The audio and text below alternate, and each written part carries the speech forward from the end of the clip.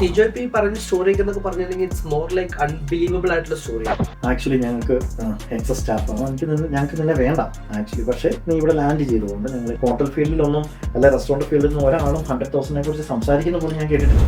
Covid ടൈമിൽ ഒത്തിരി പേരുണ്ട്, ഒരു മാസത്തെ സാലറി 2 മാസത്തെ സാലറി നിന്ന് പോയപ്പോൾ സ്ട്രഗിളായ ആൾക്കാരൊക്കെ നമ്മൾ കണ്ടതാണ്. അതാണ് ഇവിടുത്തെ അവസ്ഥ. അപ്പോൾ ആ ഒരു അവസ്ഥ മനസ്സിലാക്കി, അതായത് ആ സമയം പറഞ്ഞില്ല, അതിനു മുമ്പ് തന്നെ നമുക്ക് മനസ്സിലാക്കാൻ പറ്റിയിരുന്നു ജോലിയിൽ നിന്നുകൊണ്ട് നമ്മുടെ ഇൻകം ഡിപ്പെൻഡൻ്റ് ആണ്. എങ്ങനെയാണ് വേൾഡ് ഫിനാൻഷ്യൽ ഗ്രൂപ്പ് ആയിട്ട് കണക്റ്റഡ് ആവാനായിട്ടുള്ള ഒരു അന്ന് ഞാൻ ഓപ്പൺ മൈൻഡഡ് ആയിരുന്നു, ഓപ്പർച്യൂണിറ്റിക്ക് വേണ്ടി ഓടി നടക്കുമായിരുന്നു. അങ്ങനെ അന്ന് പിറ്റേ ദിവസത്തേക്ക് ഒന്നും വെച്ചില്ല. അങ്ങനെ ഞാൻ അന്ന് ഇവരുടെ അപ്പാർട്ട്മെൻറ്റിൽ ചെല്ലുന്നു.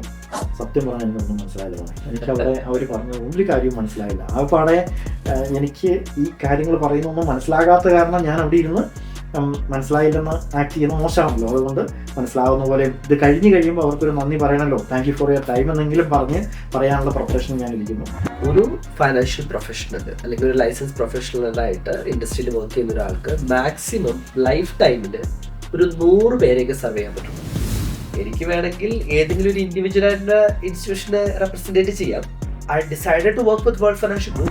നമ്മൾ ഈ പറയുന്ന കാര്യങ്ങളൊക്കെ മേക്കിംഗ് സെൻസ് ആവുന്നത് ഒരു ആവറേജ് ഒരു 8, 9, 10 വർഷം കഴിഞ്ഞവർക്ക് തന്നെയാണ്. ഞാനത് സംശയമൊന്നുമില്ല.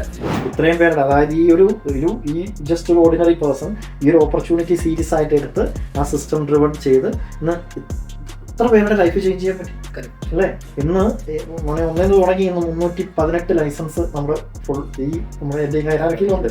318 ലൈസൻസ് വർക്ക് ചെയ്യുന്ന വേൾഡ് ഫിനാൻഷ്യൽ ഗ്രൂപ്പ് എന്ന് പറഞ്ഞ കമ്പനിയുടെ ഫിലോസഫി എന്ന് പറയുന്ന രണ്ട് കാര്യങ്ങളാണ്. നമ്മൾ ഇതിൽ ഫോക്കസ് ചെയ്താണ് വർക്ക് ചെയ്യുന്നത്.